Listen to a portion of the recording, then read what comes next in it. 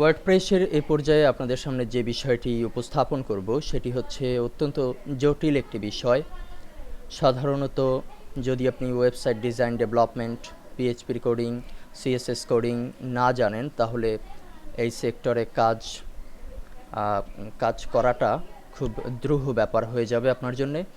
যদিও ওয়ার্ডপ্রেসের private template, free template ব্যবহারের মাধ্যমে আপনি খুব সহজেই একটি টেমপ্লেটকে দাঁড় করাতে পারেন, কিন্তু যদি তারপরেও আপনি তার ভিতরে এডিটিং করতে চান তাহলে অবশ্যই আপনাকে অ্যাপিয়ারেন্সের ভিতর থেকে এডিটর নামক এই অপশনে ক্লিক করতে হবে।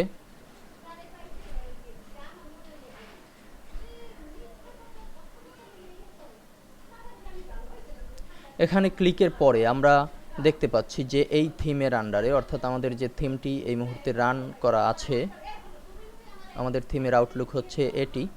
ওয়ার্ডপ্রেস টেস্ট নামে এই যে সাইটটি আছে, এই থিমের আন্ডারে যে সকল ফাইলগুলো আছে আপনারা জানেন যে HTML, CSS, PHP সবগুলো মিলে একটি ওয়েবসাইট তৈরি হয়। জাভাস্ক্রিপ্টও তার ভিতরে থাকতে পারে। তো এ সকল ফাইলগুলো, এই থিমের আন্ডারে যে সকল ফাইলগুলো আছে সেগুলো এখানে টেমপ্লেট এর নিচে সিরিয়াল দিয়ে দেয়া হয়েছে। তো এখান থেকে আমরা স্টাইল শিটের মাধ্যমে বিভিন্ন পরিবর্তন এখানে আনতে পারি। যদি আমরা স্টাইল শিটে একটু ক্লিক করি, স্টাইল শিট একটি CSS কোডিং।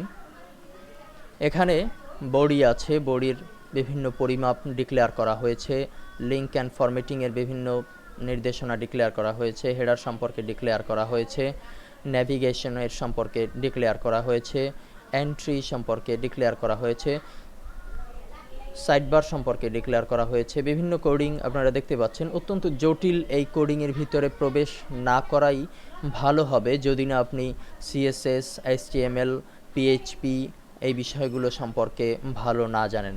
আর যারা এই বিষয়গুলো সম্পর্কে জানে তাদের তো কোনো কথাই নেই, তারা যে কোনো সময় যে কোনো ফাইলকে তাদের নিজেদের মতো করে কাস্টমাইজ করতে পারবে। কিন্তু যারা জানে না তারা যদি এই কোডিংয়ের ভিতরে কোনো রকম পরিবর্তন আনে তাহলে সেটি অবশ্যই আপনার সাইটকে ড্যামেজ করে দিতে সক্ষম হতে পারে।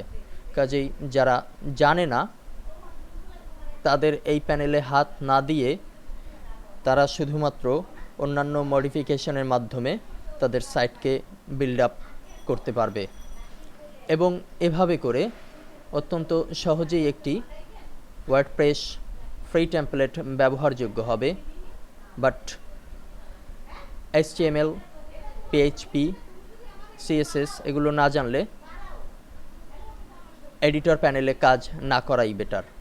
এডিটর প্যানেলে কাজ করে আপনি যেটি করতে পারবেন, এখানের এই কমেন্টকে আপনি চাইলে বাদ দিতে পারবেন, আবার এই কমেন্টকে চাইলে কালার পরিবর্তন করতে পারবেন, এই কমেন্ট লেখাগুলোকে আপনি বামের দিকে টেনে দিতে পারবেন, আপনি এই টেক্সট লিঙ্কের পাশে অন্য কিছু বসাতে পারবেন।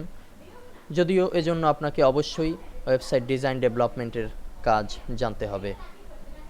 তো পরবর্তীতে আমরা দেখব নতুন আরেকটি বিষয়।